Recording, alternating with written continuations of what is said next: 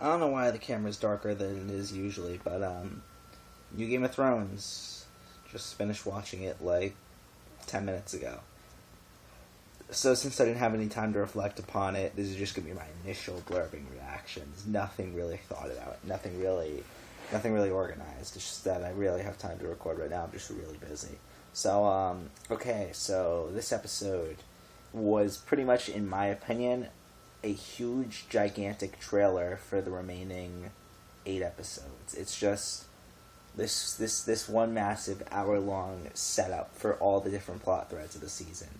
I mean, you have the setup for the Sons of Harpy and interactions with Daenerys. You have the setup of what the nature is going to be when Tyrion and what's his name? I can't forget his name. Arrive at Meereen. You get the setup of Arya entering the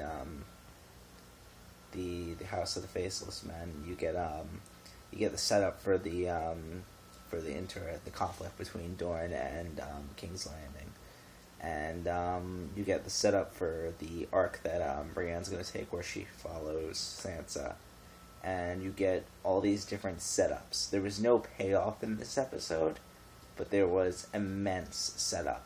And this episode redeemed what I thought was wrong with the first episode, in which none of the stuff I wanted to be shown was shown.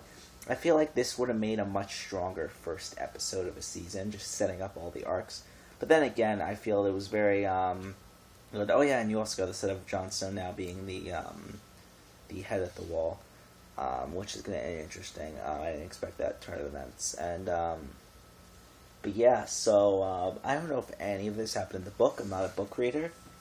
And I know this is different. They're starting to deviate from the books. I feel like they're taking a Full Metal Alchemist 03 approach, like where it was still very good. I never saw 03, but this is what I've heard. Still very good, but the Brotherhood matches it, which is actually based on the manga. So I'm thinking maybe Game of Thrones will do maybe 20 years from now. No, I want to say 20 years from now. If we're on season 5 of Game of Thrones, and they said they definitely want to get to at least season 8, and they're trying to get to season 10. Season 10 will be 5 years from now. I'd say about 10 years from now, they might do a second Game of Thrones show that's exactly accurate to the books. Which, I mean, that would be pretty shitty, because would you get different actors, new actors? It's not like animation, where you can just pay the same voice actors and draw the same style characters. It's live action, and everyone's going to be much older, and are they going to repeat the episodes that match the books, or what are they going to do? It's going to be weird. But Game of Thrones has become such an iconic franchise that I feel like the talent attached to it is so iconic, synonymous with the show itself. So you can't really have the show without these actors and actresses and these casts. You cannot have Game of Thrones without Peter Dinklage. You cannot have Game of Thrones without Maisie Williams. It just won't work. And I'm worried that might be the approach they're taking now. But I can't really harp on that. I have to get back to the main episode of the show. What I really wanted to see this season so far, I was really hyping this up for the first episode, was Dorne. And we finally got to see it, and we got to see what's going on over there. And they're setting up the whole Sand Snake arc, which I think will be pretty cool. What else do we got? We didn't see enough to my satisfaction of Arya and the whole encounter of the Faceless Men. I was really hoping they'd go more into depth. I really want to see what's inside that building. And I really like the... there was one piece of cinematography in the episode that I really enjoyed in that one too. The atmosphere around the House of the Faceless Men, if that's what it's called, I don't remember. The atmosphere around there with the water and everything was excellent cinematography. It just looked outstanding.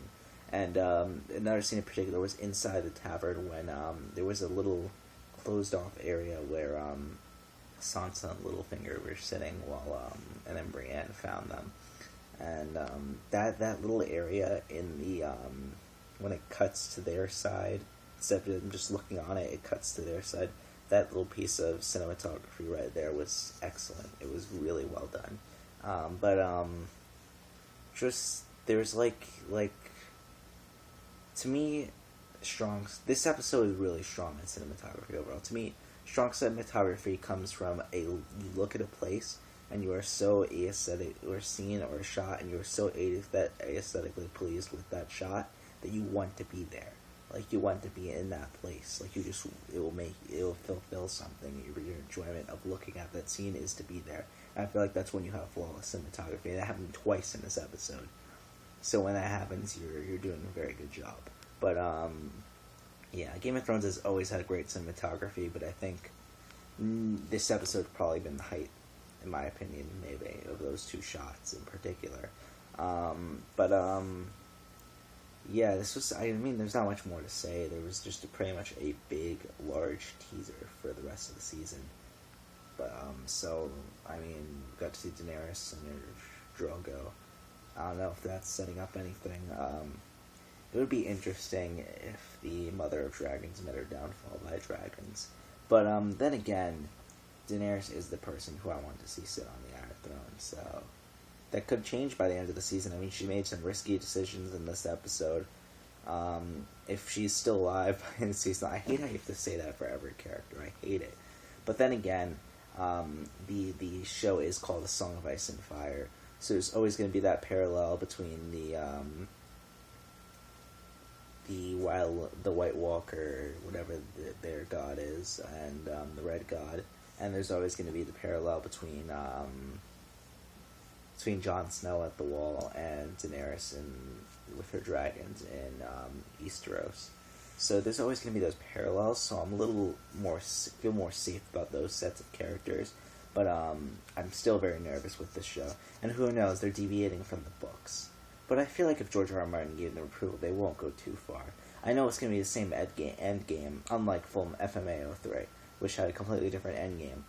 I know this for a fact is going to be the same end game, that George R. R. Martin's novels are going to end at the same spot where the characters are all in their same locations. And another thing about this season, we have not yet seen Bran. And, I think they said there's not going to be a feature in this season, but you never know. He could be coming back. I don't know. If they're deviating from the novels, he might come back. But the thing is that they've hit the end of his story in the novels. The last thing that was written about Bran was him finding the Raven, and he did. So I don't know. But long story short, big teaser trailer. I think I'm gonna watch Ponies now, and then I'm gonna talk about that. So that's what I'll probably cut to now. If not, I'll just put something here saying it didn't happen. So